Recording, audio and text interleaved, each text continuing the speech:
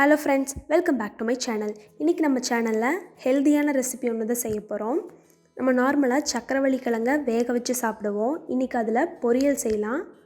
Next time நீங்கள் சக்கரவள்ளி கிழங்கு வாங்கினீங்கன்னா இந்த மாதிரி ட்ரை பண்ணி பாருங்கள். எங்கள் அம்மா எங்களுக்கு இதை தான் செஞ்சு கொடுப்பாங்க. எங்களோட ஃபேவரட்டான ரெசிபி. அந்த ரெசிபியை இன்றைக்கி உங்களுக்கு ஷேர் பண்ணுறேன். அதுக்கு முன்னாடி நீங்கள் எங்களோட வீடியோஸை புதுசாக பார்க்குறீங்கன்னா எங்கள் சேனலுக்கு சப்ஸ்கிரைப் பண்ணுங்கள். கூடவே இருக்கிற பெல் ஐகானையும் கிளிக் பண்ணுங்கள். எங்களுக்கு சப்போர்ட் பண்ணுங்கள். இப்போ வீடியோக்குள்ளே போகலாம். இந்த பொரியல் செய்யறதுக்கு நான் இன்றைக்கி 3/4 கிலோ சக்கரவள்ளி கிழங்கு எடுத்திருக்கேன். இதை உப்பு தண்ணியில் போட்டு நல்லா அலசிட்டு இந்த மாதிரி ரவுண்டாக கட் பண்ணிக்கலாம். இந்த சைஸில் இருக்கணும். கடாயில் 4 table spoon oil, 1/4 table spoon ஜீரகம், 1 டேபிள் ஸ்பூன் கடலைப்பருப்பு, 1/2 டேபிள் ஸ்பூன் உளுந்தப்பருப்பு இதெல்லாம் சேர்த்துட்டு நல்லா கலந்து விட்டுறலாம். 15 சின்ன வெங்காயம், ஒரு மீடியம் சைஸ் பெரிய வெங்காயத்தை கட் பண்ணி எடுத்திருக்கேன். அதை சேர்த்துக்கலாம். 3 வரமிளகாய், ஒரு கொத்து கருவேப்பிலை இதெல்லாம் சேர்த்துட்டு நல்லா வதக்கிடலாம். வெங்காயம் நல்லா டிரான்ஸ்பரண்ட் ஆகிற வரைக்கும் வதங்கணும்.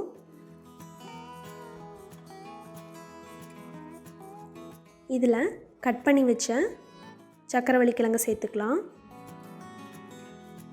ஒரு டைம் கலந்து விட்டுட்டு இதுக்கு தேவையான மசாலாஸ் எல்லாம் சேர்த்துக்கலாம். 1/2 டேபிள் ஸ்பூன் மிளகாத்தூள், 1/4 டேபிள் ஸ்பூன் மஞ்சத்தூள், இந்த காய்க்கு தேவையான அளவுக்கு உப்பு 1 டேபிள் ஸ்பூன் சேர்த்துருக்கேன். இதை ஒரு டைம் கலந்து விட்டுட்டு 1/4 table spoon garam masala, 1/2 table spoon மல்லித்தூள் இதெல்லாம் நல்லா கலந்து விட்டுறலாம். ஒரு 2 நிமிஷம் நல்லா வணங்கட்டும்.